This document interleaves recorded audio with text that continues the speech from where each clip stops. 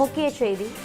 வெளிநாட்டு பண பரிமாற்றங்கள் தொடர்பாக தமிழ்நாட்டில் 8 இடங்களில் வருமான வரித்துறை சோதனையானது மேற்கொள்ளப்பட்டு வருகிறது. வெளிநாட்டு பண பரிமாற்றங்கள் தொடர்பாக தமிழ்நாட்டில் 8 இடங்களில் வருமான வரித்துறை சோதனையானது மேற்கொள்ளப்பட்டு வருகிறது. சென்னையைச் சேர்ந்த 4 நிறுவனங்கள் தொடர்புடைய இடங்களில் வருமான வரித்துறை சோதனை மேற்கொள்ளப்பட்டிருக்கிறது.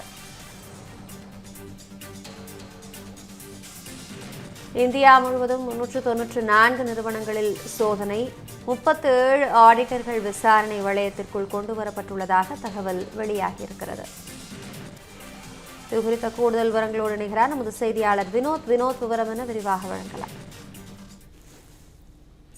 வணக்கம் அபிராமி. இந்தியாவில் இருந்து சந்தேகத்திற்கு இடமான முறையில் பெருந்தொகை வெளிநாட்டு பண பரிமாற்றங்கள் மேற்கொள்ளப்பட்டதாக கூறப்படும் விவகாரம் தொடர்பாக வருமான வரித்துறையினர் நாடு முழுவதும் தீவிர விசாரணையை தொடங்கியிருக்கிறார்கள். போலி தொண்டு நிறுவனங்கள் மூலம் பெறப்பட்ட நன்கொடைகளுக்கு பதிலாக சட்டவிரோதமாக பணத்தை பரிமாற்றம் செய்யும் நெட்வொர்க் ஒன்றை அண்மையில் கண்டறியப்பட்டதாக வருமான வரித்துறையினர் தகவல் தெரிவித்திருக்கிறார்கள்.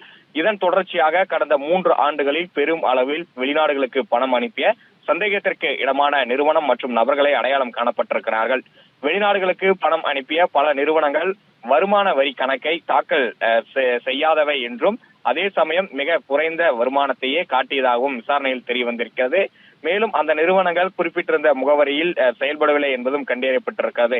கப்பல் போக்குவரத்து கட்டணம், மென்பொருள் இறக்குமதி மற்றும் ஆலோசனை கட்டணம் உள்ளிட்ட காரணங்களை கூறி வெளிநாடுகளுக்கு அனுப்பப்பட்ட பெருந்தொகை பணத்திற்கும் சம்பந்தப்பட்ட நிறுவனங்களின் உண்மையான செயல்பாடுகளுக்கும் தொடர்பே இல்லை என்பதும் விசாரணையில் தெரிய வந்திருக்கிறது.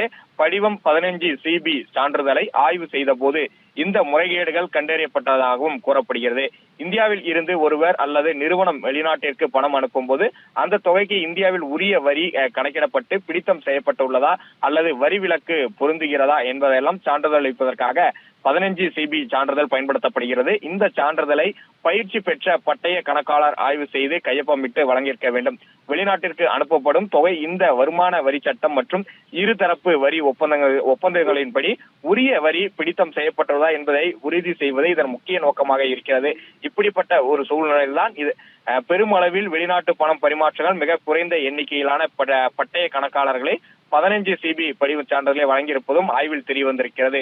இதையடுத்து நாடு முழுவதும் உள்ள போலி நிறுவனங்கள் மற்றும் அவற்றின் பின்னணியில் உள்ள நபர்கள் மற்றும் முறைகேடு சான்றிதழை வழங்கியதாக கூறப்படும் பட்டய கணக்காளர்களை குறிவைத்து வருமான வரித்துறையினர் சோதனை மற்றும் சரிபார்ப்பு நடவடிக்கைகள் மேற்கொண்டிருக்கிறார்கள். குறிப்பாக வெளிநாடுகளுக்கு பெருந்தொகை பணம் அனுப்பிய நிறுவனங்களுக்கு இந்த ஆய்வு உட்படுத்தப்பட்டிருக்கிறது.